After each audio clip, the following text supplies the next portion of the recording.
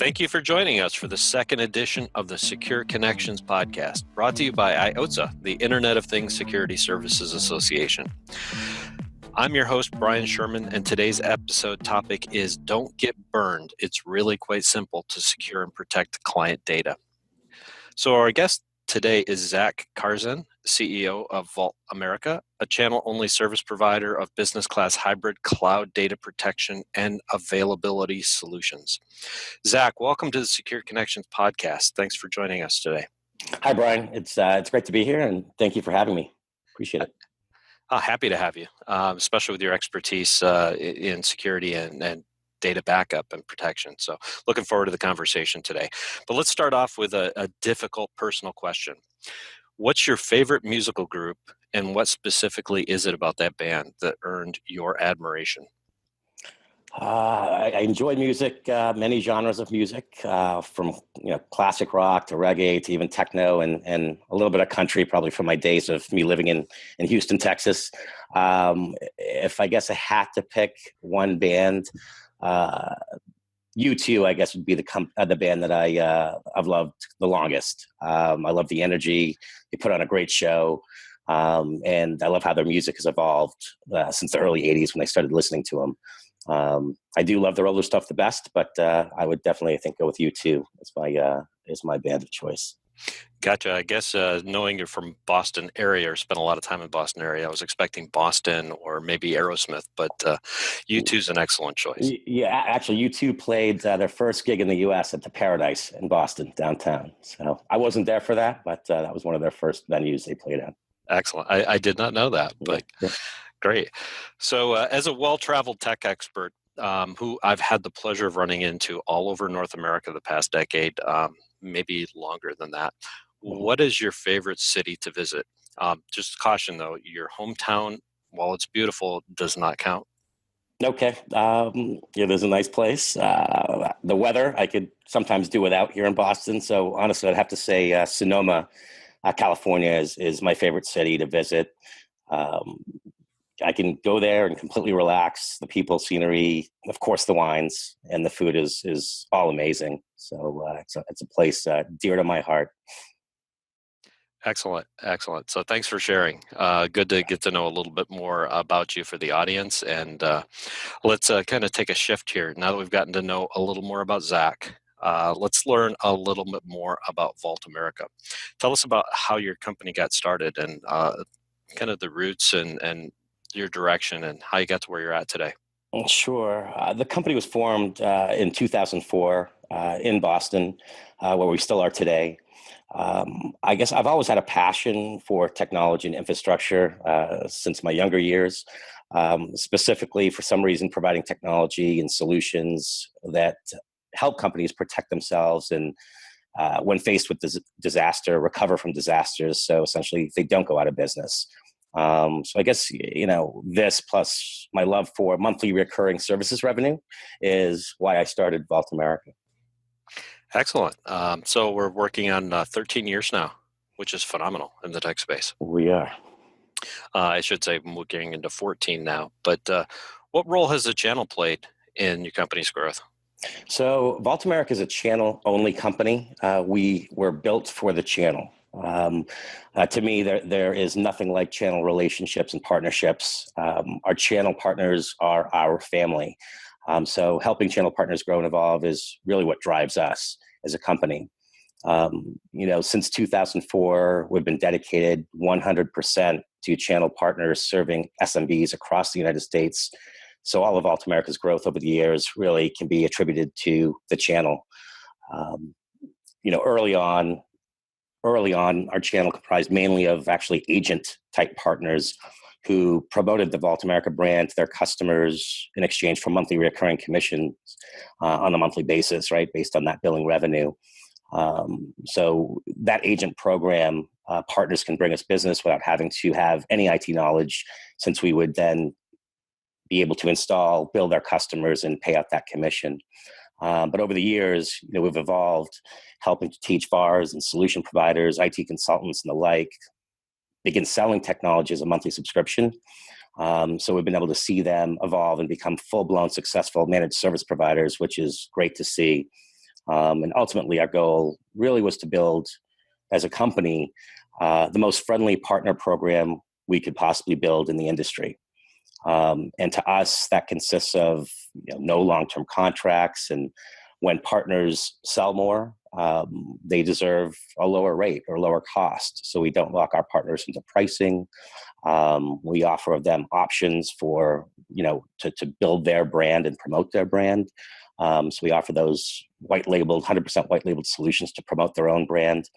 And ultimately, I think, partners love the Vault America Wholesale Partner Program, compared to the agency program, since it allows them to not only maximize profits, but also deliver and manage our solutions easily. Makes a lot of sense. Now, 14 years ago, MSPs were, I won't say in their infancy, but it was definitely on the uptick. Now we've reached a more mature model. How is the recurring revenue? Did you see a lot of adoption in the early years, or did you have to make changes as you went along to attract more of the managed services audience? Yeah, it's interesting. My background way back was in telecommunications, voice and data, and that's a monthly bill, right? So it's somewhat of a service, right? That's a subscription service. And so that's where we formed our agency program. And we were actually focused more on some of those telco type agents who had no idea about IT, but we were introducing them to just another recurring service. They're already used to that. Versus on the IT side, I guess the VARs at the time, IT solution providers, weren't into monthly recurring services. So it was kind of simple for us to kind of say, well, let's apply this technology, which is a monthly recurring service, and introduce it to the VARs to show them how to then package it and sell it and benefit and maximize profits from a recurring revenue stream. So from there, we were able to tweak our program, obviously slightly, because MSPs, they would like to promote their brand, most of them. They have the expertise to support their customer, implement solutions. So we were able to shift and create the wholesale partner program, which really allows the MSP, the VAR, the IT savvy solution provider, to literally bolt us on, plug us in, and start basically benefiting from monthly recurring revenue from selling data protection solutions to their customers. Sure, it makes perfect sense. With the question I hear, you talk about branding and the white label opportunities too. Is how are MSPs embracing that? I've heard both sides where they prefer to represent a company and others that prefer to have their own brand. What are you seeing as far as trends today? I see, there are different sizes of MSPs.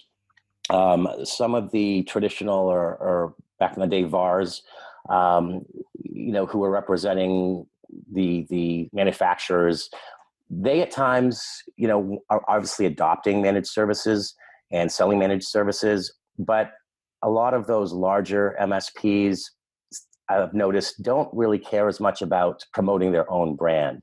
They just need to be able to promote and sell and deploy the technologies for their customers, right? Versus, I think, today's MSPs, or maybe small to mid-size MSPs, if I call them that, they're building their brand. So they want the option to white label and literally, be that company, right? And that point of solution where those companies, I guess, they know their name, right? And whatever that MSP provides, it's on the MSP, right? It's their job to pick the best of the best solutions and bring that to the client. So I've seen both. Okay, great. Yeah, I know I've seen a lot of preference from some companies have their own strategy. It depends on their marketing plan and their business plan as a whole of where they'd like to be when it comes to white labeling. So it's great to have those options. Absolutely. Fantastic. So based on your extensive experience, what is the best way to secure and protect customer data? Shifting a little bit here from the MSP, let's talk about the data and the client. Sure. I mean, ultimately, the MSP, data has to be backed up, right? That's the MSP's job to make sure their customers are secure. Data needs to be backed up on site and to the cloud. With the technology today, you can do that automatically. We definitely believe in the hybrid approach, but bottom line, we know data has to be backed up. There needs to be a second copy. It needs to be encrypted as soon as it leaves the source. It needs to be transmitted securely, and it also needs to, reside encrypted while it is at rest. So ultimately, the technologies are there to be able to encrypt, protect, back it up, be able to restore more quickly than, say, in the old tape world, and protect that customer data and make sure it's available when the customer needs it. Ultimately, data now, a lot of it is the primary data, the production data is starting to be in the cloud, right? And that becomes your only copy.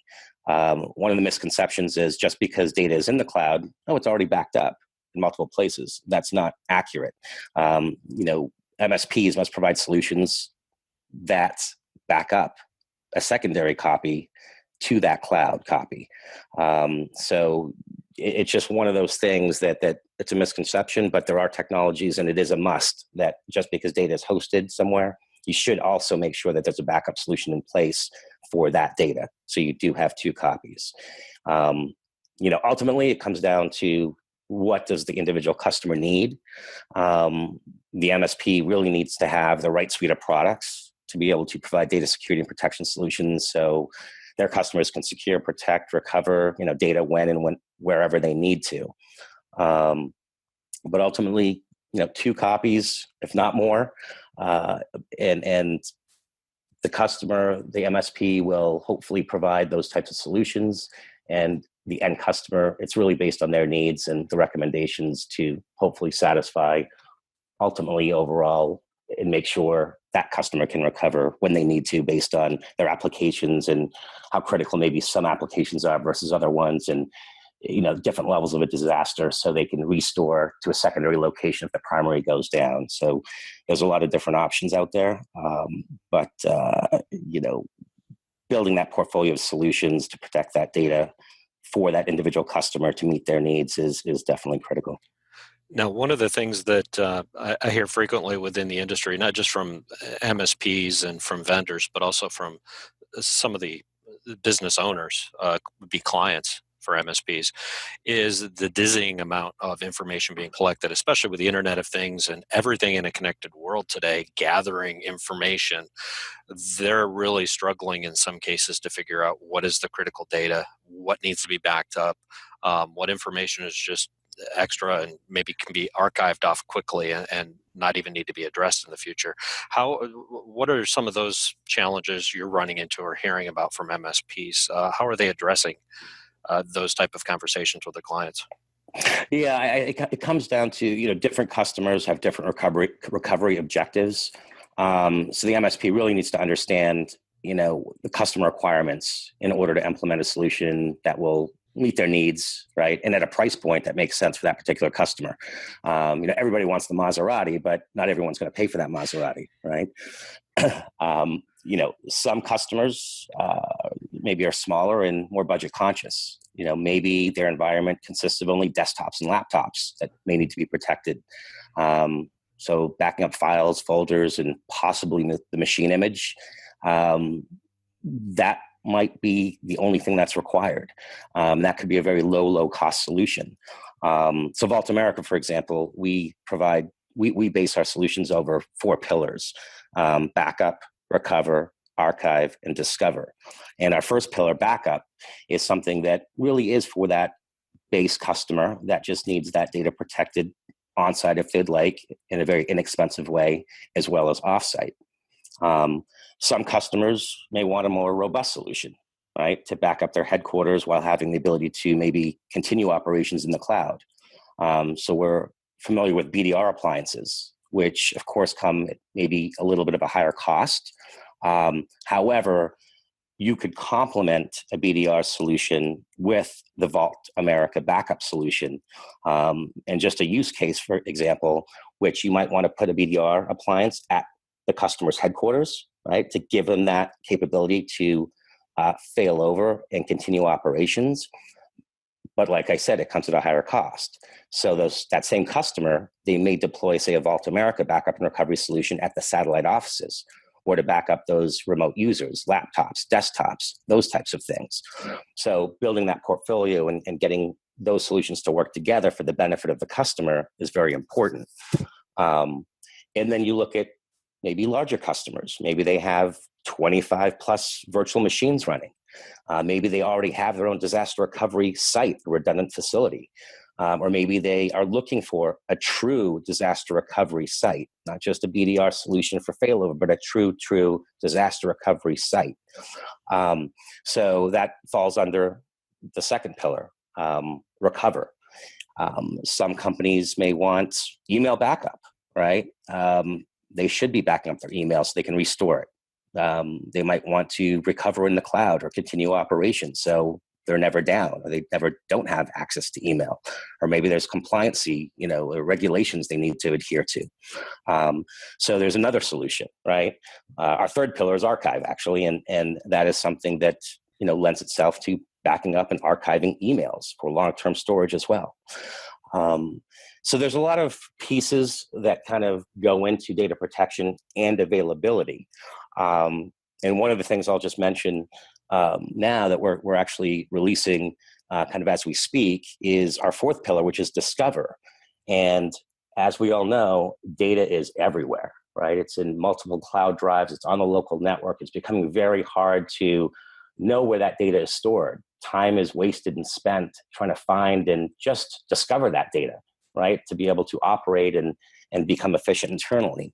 So there's a very interesting solution we call it hybrid cloud search, and that allows you, it's basically your private search engine for our company. And it's a really neat solution that we're in the process of releasing now. So you look at that, and overall, Vault America's four pillars: backup, recover, archive, and discover, which 1, 2, or 4 could really complement an MSP's overall solution set. And they are all products and solutions and services that will definitely add additional revenue and make the MSP more sticky with their customer, and ultimately provide a benefit to everyone using the solution and selling it as well.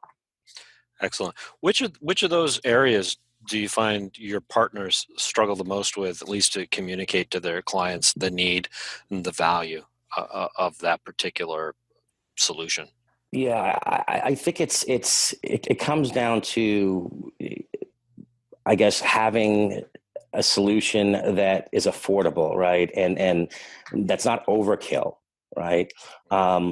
When something goes wrong or something goes down or data is deleted or lost or your ransomware hits, the customer's calling the MSP.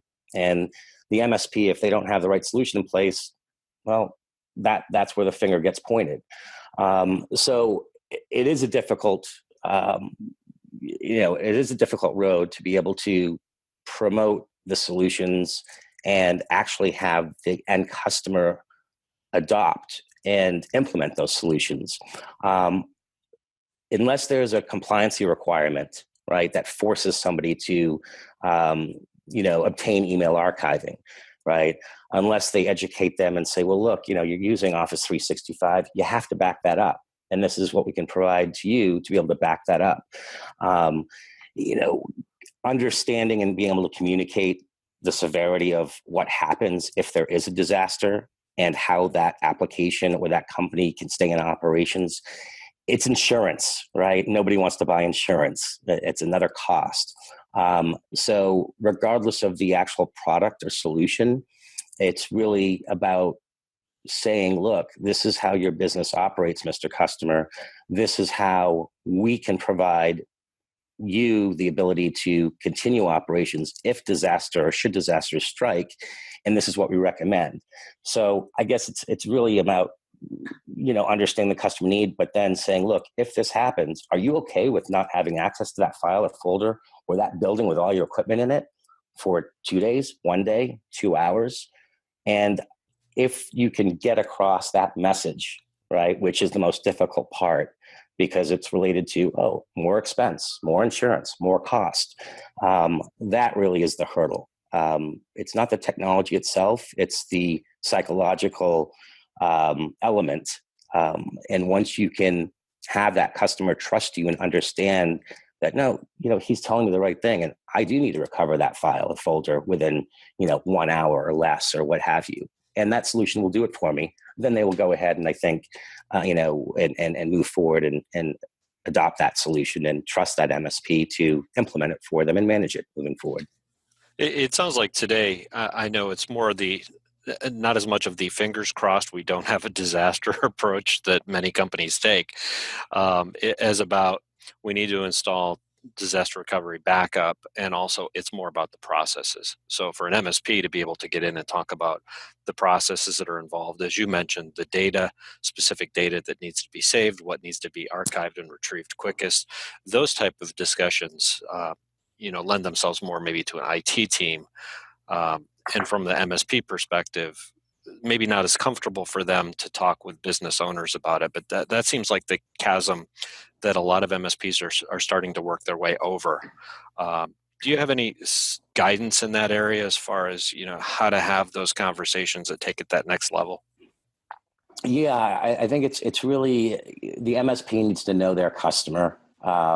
And I think they want to know everything about their customer. And I think as long as the customer trusts the MSP, which most relationships are that way with the MSP and their customers, then they can really understand and see what that customer need is and identify that need.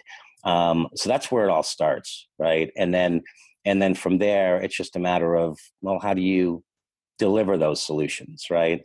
And then it shifts to say, okay, well, how does that MSP maximize their revenue? How do they, uncover new business opportunities, right? So then it comes down to really saying, okay, how do I pick the right vendors, right, for data protection and availability? How can I position and make money, selling these vendor solutions, whether it's under my brand name or not? How do I make that margin? How can I easily manage the solution, right? So solutions like Vault America and even a lot of our competitors, right, that are built for the channel from the ground up, they're presenting their solutions in such a way that ultimately it makes that MSP the most money, right? Not just on a margin per gig cost, for example, or per package. It allows them to really, overall put a solution together that provides them with a bolt-on bundle of IT solutions. And now they can really structure themselves and say, yep, we're doing everything IT for that customer. And on the back end, of course, they have the vendors that make it easy for them to manage and that sort of thing. It kind of reminds me of the insurance. I have a car insurance agent, home insurance agent that I work with. And you know what? He's one of the most trusted business people I probably work with.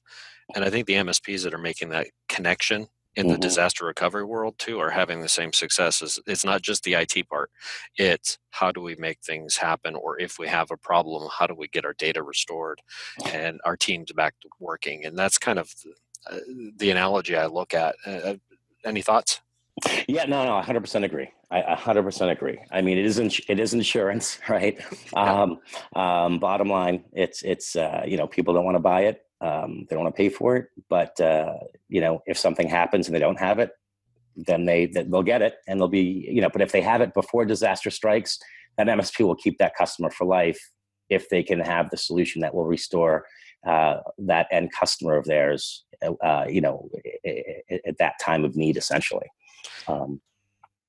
Great. So Zach, with the almost daily media drone about breaches and disasters, do you think that security is becoming a bigger problem, or are we just hearing more about it these days? What is your thought as far as looking, next year and beyond? Is the threat landscape growing? Without a doubt, our world is without a doubt becoming less secure. Attacks and breaches, outpace technology advancements. We continue to be reactive. The nice thing is, however, emerging technologies now are surfacing, which are enabling us to become more proactive, which is, a huge need. I think we'll always be playing catch up to keep up with the bad guys until a new type of network is built. I've actually been involved with creating a new type of network through a company I co-founded called Secure Eden, We actually have a patented technology that provides air gap level security while still retaining network connectivity. That's actually a discussion for another podcast, but I think ultimately you need to have a secure network. It needs to be built securely from the ground up. So again, it's a different segue, but it's something that, from the inside out, that the network needs to be rebuilt compared to how it is today. So in addition to the network, what is the other biggest data concern for MSPs and customers looking forward? I think it's ultimately, it's not about if disaster will strike, it's when it will, right? So, looking forward, I mean, we're really looking at, if you look at it, you have data that's just on site, right? And now with the cloud, you can have data that's off site, right? Well, data on site can be restored more quickly, right? So you should always have that copy locally. But now as things shift to the cloud, looking forward, ultimately, there will always be some kind of hybrid environment, in my opinion. Some companies will be born in the cloud and that will be everything, right? And that's fine too. And that is a lot of companies moving forward. But ultimately, just keep in mind that is that primary data. That's one copy of that production data. So data needs to be protected while it's in the cloud. So then it becomes cloud to cloud data protection, right? And ultimately, maybe once data's in the cloud, maybe that needs to come back on site. So it's kind of a reverse hybrid approach. Who knows where it's going, but it's a dynamic environment and things seem to always kind of come back and circle back around in life. And I think this is one of those things that possibly could also happen here. Interesting. Very interesting.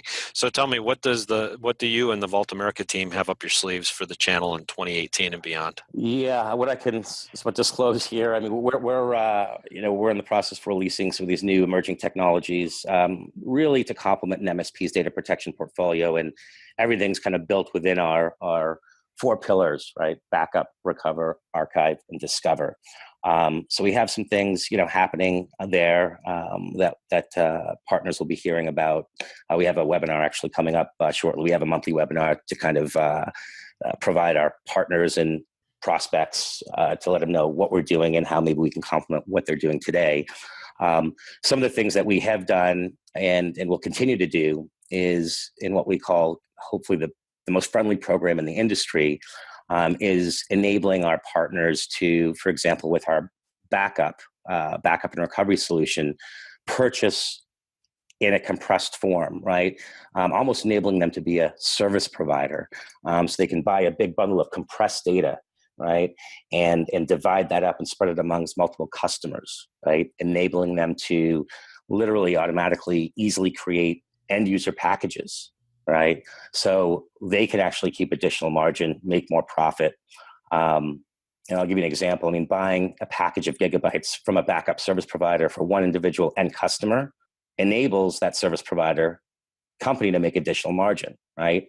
Since they're literally oversubscribing you at the end customer level, versus Vault America puts you in the driver's seat, right? Making sure, or puts the MSP in the driver's seat, making sure they receive the margin as if they were their own backup service provider. So that's part of the initiatives that we continue to move forward with, and making sure that that channel partner, that MSP, is able to deliver a solution, right, as if they are a service provider, but without obviously maintaining the infrastructure and all of that.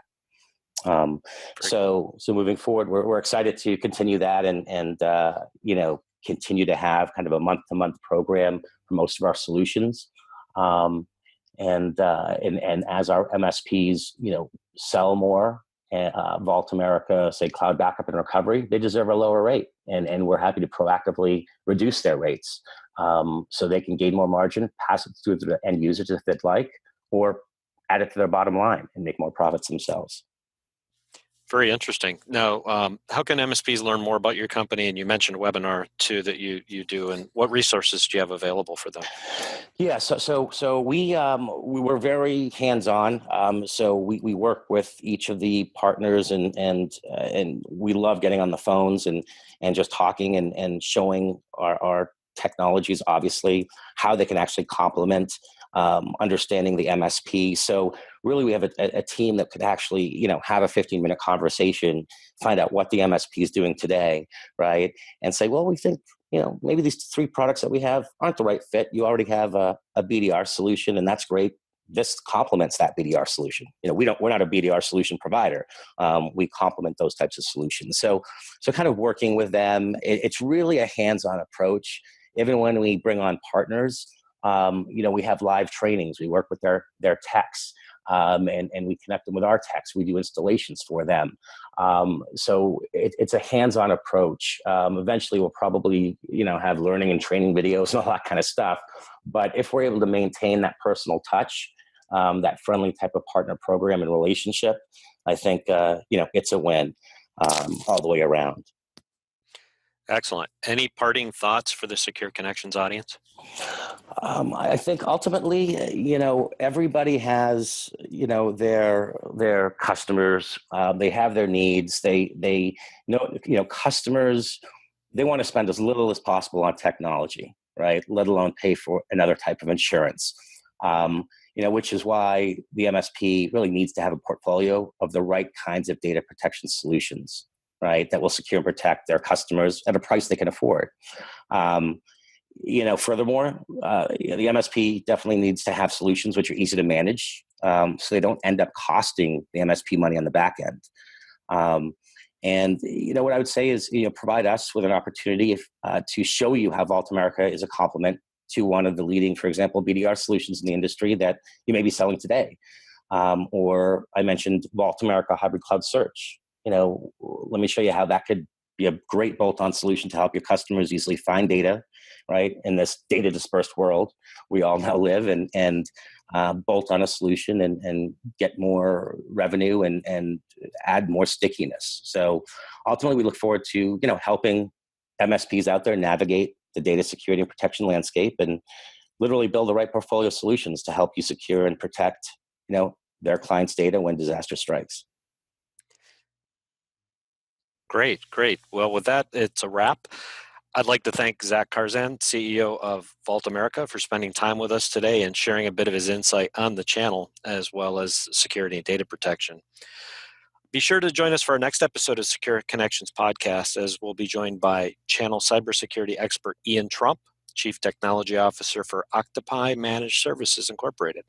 On behalf of IOTSA, I'd like to thank you for listening and encourage you to check out all the great channel cybersecurity content on the association's website at iotssa.com. Have a phenomenal day.